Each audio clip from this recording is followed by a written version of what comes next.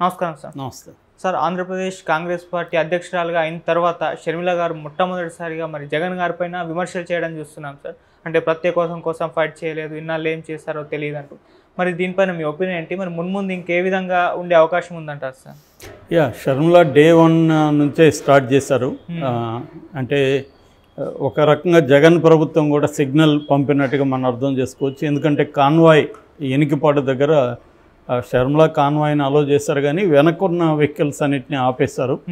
So నిజానికి Congress party డీటెయిల్గా route map ఇచ్చి పర్మిషన్ ముందుగా తీసుకొని చేసినా కూడా కావాలని ఆపేస్తారు. అంటే జగన్ కూడా నేను నిన్నేమీ స్పెషల్గా ట్రీట్ చేయబోయలేదు, ప్రతిపక్షాలన్నింటినీ ఎలా ట్రీట్ చేస్తానో నిన్ను కూడా అలా ట్రీట్ చేయబోతున్నా అని జగన్ కూడా సిగ్నల్ పంపినట్టుగా మనం అర్థం చేసుకోవచ్చు. షర్మిల కూడా నేను ఏ రకమైన ములాజా చూపను, నా ప్రధాన టార్గెట్ జగనే అన్న ఒక సందేశాన్ని నిన్న ఇచ్చినట్టుగా మనం అర్థం చేసుకోవచ్చు. అంటే మామూలుగానే మనం ఇంతకుముందు కూడా అనుకున్నాం ఆమె ఎలా ఉండబోతుంది అనే దాన్ని బట్టి ఆమెకు వచ్చే మైలేజ్ ఉంటుందని. సో ఆమెకు ఇప్పుడు అక్కడ మనం బలహీనత చెప్పుకోవాలంటే ముందుగా నెగిటివ్ పాయింట్స్ ఏంటి షర్మిలకు అనుకున్నప్పుడు, షర్మిల ఆల్రెడీ తెలంగాణలో ఫెయిల్ అయింది. ఫెయిల్ అవ్వడం తప్పు కాదు, కానీ ఇక్కడ మేము మాట్లాడింది తెలంగాణ కోడలు, నేను ఊపిరున్నంత వరకు తెలంగాణలోనే పనిచేస్తాను అనేది ఇక్కడ మాట్లాడి, ఈవెన్ ఆంధ్రాతో ఫైట్ చేయడానికి కూడా ఆమె అనేక సార్లు రెడీగా ఉన్నానని చెప్పింది. తెలంగాణ ప్రయోజనాల కోసం ఆంధ్రాతో ఫైట్ చేస్తానని చెప్పింది. ఇప్పుడు ఇది వదిలేసి అక్కడికి వచ్చి వైఎస్ఆర్ ఆశయాల్ని కొనసాగిస్తాను, రాజన్న రాజ్యానికి ఇందిరమ్మ రాజ్యానికి తేడా లేదు, వైఎస్ఆర్ చివరి వరకు కాంగ్రెస్ పార్టీలోనే ఉన్నాడు, వైఎస్ఆర్ జీవిత ఆశయం కానీ లక్ష్యం కానీ రాహుల్ గాంధీని ప్రధానమంత్రి చేయడం. సో ఆయన కాంగ్రెస్లో 2 సార్లు పీసీసీ ప్రెసిడెంట్గా 2 సార్లు సీఎంగా పనిచేశాడు. సో ఆయన ఏదైతే అన్ఫుల్ఫిల్డ్ ఆబ్జెక్టివ్ ఉందో దాన్ని నేను కంటిన్యూ చేస్తాను, దాన్ని నేను ఫుల్ఫిల్ చేస్తాను అంటే రాహుల్ గాంధీ చేస్తున్నాను. దీని వెనక వచ్చే ప్రశ్న ఏంటంటే, మొన్నటి వరకు నువ్వు కాంగ్రెస్ని ఇక్కడ ఎలా తిట్టావు? వైఎస్ఆర్ ఉన్నప్పుడు కాంగ్రెస్ కాదు అది. సో ఈ కాంగ్రెస్ పార్టీ వైఎస్ఆర్ని ఎఫ్ఐఆర్లో చేర్చింది, ఒక దొంగగా వైఎస్ఆర్ని పేర్కొనింది. సో ఇక్కడ రేవంత్ రెడ్డి లాంటి దొంగలు ఉన్న పార్టీ అనేది కాంగ్రెస్ని విపరీతంగా విమర్శించి, ఇప్పుడేమో వైఎస్ఆర్ ఆశయాల్ని కంటిన్యూ చేస్తాను కాంగ్రెస్లో అంటే, మరి నీకు అంత ఇది ఉన్నప్పుడు నువ్వు అప్పుడే చేస్తుండాలి కదా కాంగ్రెస్లో. మరి ఎందుకు వైఎస్ఆర్ జీవితాంతం కాంగ్రెస్కి పనిచేసి ఉంటే నువ్వెందుకు కొత్త పార్టీ పెట్టుకున్నావు? కాంగ్రెస్లోనే అప్పుడెందుకు చేరలేదన్న ప్రశ్న ఒకటి వస్తుంది. రెండోది, అప్పుడేమో తెలంగాణ కోసం నా ఊపిరి ఉన్నంత వరకు పనిచేస్తానని ఇప్పుడేమో మళ్ళీ ఆంధ్ర ప్రయోజనాలు అంటున్నాం అనేది రెండో ప్రశ్న. మూడో ప్రశ్న, అసలు ఈ రాష్ట్రాన్ని అడ్డగోలుగా విభజించి తెలంగాణ ఇవ్వడం తప్పు కాదు, తెలంగాణ ఇవ్వచ్చు. కానీ తెలంగాణ ఇస్తున్నప్పుడు హైదరాబాద్ లాంటి ఒక పెద్ద నగరం తెలంగాణకి వెళ్ళిపోతున్నప్పుడు ఆంధ్రప్రదేశ్కి ప్రత్యేక హోదా ఇవ్వడం, దాన్ని ప్రత్యేకంగా డెవలప్ చేయడానికి ప్లాన్స్ చేయడం అవేవి కాంగ్రెస్ పార్టీ చేయలేదు. సో మరి అటువంటి కాంగ్రెస్ పార్టీ దాని తప్పుల్ని చెప్పకుండా ఇప్పుడేదో మిగతా వాళ్ళే తప్పులు చేసినట్టు జగను, చంద్రబాబు, పవన్ కళ్యాణ్ వీళ్ళు ముగ్గురు బీజేపీతో కుమ్మక్కయ్యారని, బీజేపీ అంటే బాబు, జగను, పవన్ అని ఇలా ఆమె వ్యాఖ్యానిస్తూ ఉంటే ఈ ప్రశ్నలు అందరి వస్తాయి. ఎందుకంటే ఆమె మాట్లాడిన వీడియోలు అంతా కూడా ఇప్పుడు మళ్ళీ వైరల్ అవుతున్నాయి. సో ఇది ఆమెకు ఉండే నెగిటివ్. సో ఇప్పుడు ఆమె ముందున్న కర్తవ్యం ఏంటంటే, జగన్ ప్రభుత్వానికి గట్టిగా వ్యతిరేకంగా ఉండడం ద్వారా వైఎస్ఆర్ అభిమానులు కావచ్చు, వైఎస్ఆర్ పార్టీలో ఉన్న వైఎస్ఆర్సీపీ పార్టీలో టికెట్ రాని వాళ్ళు కావచ్చు, వాళ్ళందరినీ అట్రాక్ట్ చేయడానికి ఆమె ఖచ్చితంగా జగన్ని టార్గెట్ చేయాల్సిన పరిస్థితి ఆమెకుంది. రెండవది, ఆమె ఇప్పుడేమో సర్వస్వతంత్రాలు కాదు, షర్మిల ఏమనుకుంటే అది చేసే పరిస్థితి లేదు అక్కడ. ఇక్కడంటే ఆమె పార్టీ కాబట్టి ఆమె ఏమనుకుంటే అది చేసింది, అక్కడ అలా ఉండదు కదా. కాంగ్రెస్ పార్టీ ఏంటంటే హైకమాండ్ ఉంటుంది, వాళ్ళు ఈమెను గైడ్ చేస్తారు, వాళ్ళు ఎవరు మన మెయిన్ టార్గెట్ అనేది కూడా వాళ్ళు చెబుతారు. దాన్ని బట్టి ఏమి ఉండాలి తప్ప ఈమెకేమీ సర్వస్వతంత్రం లేదు. అక్కడ ఈవెన్ ఆమె మన పురంధేశ్వరి ఉంది, ఆమెకి తెలుగుదేశంతో ఉండాలని ఉండొచ్చు, చంద్రబాబుతో పొత్తు పెట్టుకోవాలని ఉండొచ్చు. కానీ అధినాయకత్వం ఏం చెప్తే అదే ఆమె కూడా చేయాలి. వీళ్ళెవరు కూడా సర్వస్వతంత్రులు కాదు. ఆ రకంగా ఈ ప్రాబ్లము ఏమికి ఉందన్నమాట, లిమిటేషన్స్ ఉన్నాయి.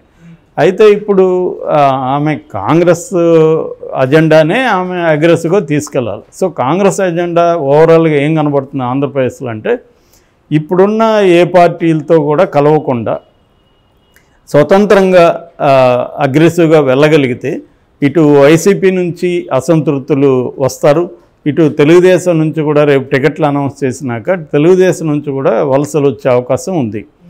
సో అటువంటి వచ్చినప్పుడు వీళ్ళతో అంతా కలిసి అగ్రెసివ్గా పనిచేసుకుంటూ వెళ్ళగలిగితే కొంతవరకు ఒక 1 ఉంది కాంగ్రెస్కి, 1.18% అంత వచ్చింది. 100 కంటే తక్కువ వచ్చాయి.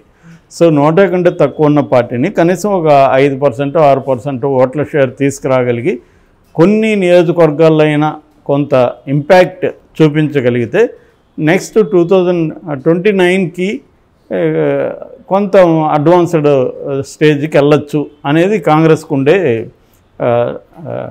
Temporary and long term goals అనమాట ఆంధ్రప్రదేశ్లో. దాన్ని నెరవేర్చేదానికి ఈమె వెళ్ళాలి. సో ఈ వెళ్తున్న క్రమంలో ఆమె తన ఎప్పుడైనా కూడా 2 ఉంటాయి. ఒకటి పార్టీ గైడ్లైన్స్ ఉంటుంది, ఆ వ్యక్తి పర్సన్గా యాజ్ ఏ ఇండివిజువల్గా ఆ వ్యక్తి ఎలా దాన్ని ముందుకు తీసుకెళ్తాడనేది ఉంటుంది. అక్కడ ఇండివిజువల్ క్వాలిటీస్ కూడా ఉంటాయి. అక్కడే మనకి స్థానిక నాయకత్వం ఎవాల్వ్ అవుతుంది. అప్పుడు వైఎస్ఆర్ ఉన్నప్పుడు కూడా వైఎస్ఆర్ని కూడా గైడ్ చేసేది, కానీ వైఎస్ఆర్ ఇండిపెండెంట్గా తీసుకోగలిగాడు. ఎప్పుడైతే జనంలో నీ ఇమేజ్ పెరుగుతుందో ఆ మేరకు నీకు ఫ్రీడమ్ కూడా పెరుగుతుంది. సో ఈమె నేను అనుకోవడం ఇప్పుడు ఆ ఇమేజ్ బిల్డప్ కోసం ట్రై చేస్తుంది రకరకాలుగా. ఒకటి వైఎస్ఆర్ వారసురాలు నేనే అని క్లెయిమ్ చేయడం, 2 జగన్ని సాఫ్ట్గా ఉంటుందేమో అనుకుంటున్నారు. లేదు, నేను జగన్ను కూడా ఆమె పిలిపే జగన్ రెడ్డి అని పిలుస్తుంది. యాక్చువల్గా జగన్ రెడ్డి అని తెలుగుదేశం పవన్ కళ్యాణ్ ఇలాంటి వాళ్ళంతా పిలుస్తుంటే వైసీపీ వాళ్ళు అట్ అవుతున్నారు. నిజానికి కావాలనే జగన్ రెడ్డి అని పిలుస్తారని ఇప్పుడు ఈమె కూడా అదే స్టార్ట్ చేసింది. అంటే ఈమె నేను అనుకోవడం ఏంటంటే ఇటు తెలుగుదేశం ఇటు జనసేన కొన్న ఇమేజ్ని తను కొంత లాక్కొని తను ఒక ఇండిపెండెంట్ లీడర్గా కాంగ్రెస్లో ఎదగడానికి ఆమె ప్లాన్ చేస్తుందనేది మనకు కనబడుతుంది. సో ఈ కాంటెక్స్ట్లో వచ్చే ఇప్పుడు మొన్న మాట్లాడేది చూస్తే ఆమె ఓపెన్గా ఇటు తెలుగుదేశాన్ని కూడా విమర్శించింది, ఒక పవన్ కళ్యాణ్ని సపరేట్గా విమర్శించలేదు. దానికి కూడా కారణం ఏమంటే పవన్ కళ్యాణ్ ఇప్పుడు వరకు పవర్లో లేడు. ఓవరాల్గా ఈ 3 పార్టీలు కూడా బీజేపీకే తోడ్పడుతున్నారనేది ఆమె చెప్పింది. మెయిన్గా తెలుగుదేశాన్ని వైసీపీని ఆమె టార్గెట్ చేసింది, ముఖ్యంగా చంద్రబాబుని జగన్ని టార్గెట్ చేసింది. ఎందుకంటే ఆంధ్రప్రదేశ్ విడిపోయిన సపరేట్ అయినాక 10 ఏళ్ళు వీళ్ళిద్దరే పరిపాలించారు కాబట్టి సో ఇప్పుడున్న అనేక ఇష్యూలకి వీళ్ళిద్దరే కారణం. సో అభివృద్ధి లేదు, చంద్రబాబు పీరియడ్లో లేదు, ఇప్పుడు లేదు అనేది ఆమె చెప్పింది. అట్లాగే అప్పులు, చంద్రబాబు 2.5 లక్షల కోట్లు అప్పులు చేస్తే ఈయన 3.5 లక్షల కోట్లు చేశారు. మిగతా కార్పొరేషన్స్ అన్నీ కలిపితే 10 లక్షల కోట్లు అప్పులు ఉన్నాయి. దానికి తగిన అభివృద్ధి లేదు, పరిశ్రమలు రాలేదు. ఈ 10 ఏళ్లలో పెద్ద పరిశ్రమలు ఒక 10 కూడా రాలేదు. ఇలాగ కంబైన్డ్గా ఆమె ఎక్కువ చెప్పింది. అట్లాగే చంద్రబాబు రాజధాని అభివృద్ధి చేయలేదు, గ్రాఫిక్స్ చేశాడు. జగనే 3 రాజధానులు అన్నాడు, ఒకటి కూడా చేయలేదు. అట్లాగే ప్రత్యేక హోదా కోసం వీళ్ళిద్దరూ కూడా డ్రామాలు ఆడారు తప్ప గట్టిగా ఫైట్ చేయలేదు. ఇలాగా ఏవే ఇష్యూస్ ఉన్నాయో ఆ ఇష్యూస్ని ఇద్దరిని బాధ్యులను చేస్తూ మాట్లాడుతుంది. అయితే అధికారంలో వైసీపీ ఉంది కాబట్టి వైసీపీని గట్టిగా మాట్లాడుతుంది. జగన్ ప్రభుత్వంలో అంతా కూడా మాఫియాలే వెళ్తున్నారు, ఇసుక మాఫియా, మద్యం మాఫియా వీళ్ళే వెళ్తున్నారు, అభివృద్ధి లేదని మాట్లాడింది తప్ప సంక్షేమాన్ని గురించి ఆమె ఏమి ఇప్పటికైతే మాట్లాడలేదు నిన్న. సో ఇప్పుడు ఆమె ఏంటంటే ప్రధానంగా జగన్ మీద అందరూ చేసే విమర్శలు సంక్షేమం గురించి ఎక్కువ ఎవరు చేయరు, ఎందుకంటే సంక్షేమం ఎంతో కొంత అమలు అవుతుంది.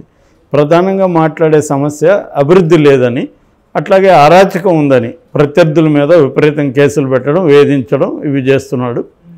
ఇది జనరల్గా ఇంకా రెటారిక్ అంటాం, రాష్ట్రాన్ని నాశనం చేసేస్తున్నాడు, వెనక్కి తీసుకెళ్తున్నాడు. ఇది రెటారిక్, పొలిటికల్ రెటారిక్ అంటారు. దీనికి నాశనం చేస్తున్నాడు అంటే ఏమి చేస్తున్నాడు అని చెప్పరు ఎవరు.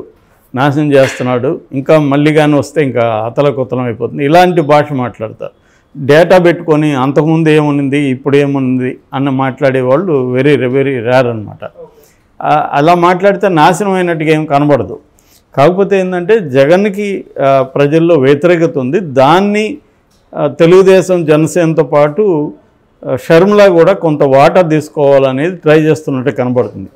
సో ఇక్కడ చాలామందికి ఉండే కన్ఫ్యూజన్ ఏంటంటే ఈమె ఎవరి ఓట్లు చెల్లుస్తుంది, జగన్కు వ్యతిరేక ఓట్లు చెల్లిస్తుందా?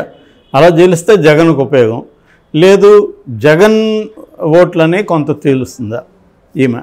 ఒకవేళ జగన్ ఓట్లు కొంత తేలిస్తే జగన్కి ఇబ్బంది, ఆ మేరకు ఇబ్బంది కొంత జగన్ ఓట్లు ఇట్లా వెళ్ళినప్పుడు మిగతా ఓట్లు పోలరైజ్ అయితే తెలుగుదేశం జనసేనకి ఉపయోగపడుతుంది. ఇది కొంతకాలం అయినాక కానీ మనం చెప్పలేము, ఎందుకంటే టైం లేదు. ఇప్పటికిప్పుడు ఆమె నాయకత్వంలో ఎంతమంది ప్రజలు ఆమెకి వచ్చి ఓట్లు వేస్తారనేది డౌటే. ఆమె క్రిస్టియన్స్ని దళితుని కూడా టార్గెట్ చేస్తుంది, కానీ వాళ్ళందరూ ఈమెను ఎందుకు నమ్మాలి అనే దానికి ఆన్సర్ లేదు.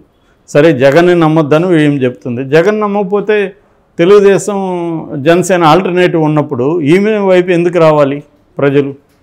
జగన్ వ్యతిరేకులందరూ అటు వెళ్తారు, కానీ ఈమె వైపు ఎందుకు వెళ్ళాలనే దానికి ఈమె దగ్గర ఏం ఆన్సర్ ఉంది అనేది కొంతకాలం ఇప్పుడు ఆమె రేపటి నుంచి వెళ్తుంది డిస్ట్రిక్ట్స్కి.